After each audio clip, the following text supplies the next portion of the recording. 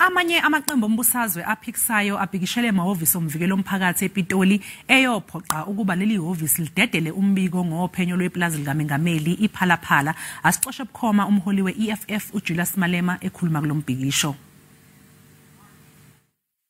Can't, after missing the 30 days, ask for an extension. After missing another 30 days, ask for an extension.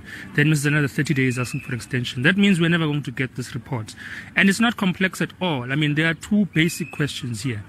What is the origin of this money and what are the underlying transactions to it? Those are the questions that the Reserve Bank has asked, and that is what South Africans are interested in. What is the source and what transactions were made, if there were any transactions made? Why was it not banked in a financial institution and kept in a house? Was it declared to the relevant institutions? Was it taxed? These are simple questions. If the money Ramaphosa kept in his sofa instead of in a bank after he moved it from a safe is legitimate, then there's no delay that should be happening here. He should be providing receipts. He should be providing a basic statement as to who, what, where, and when.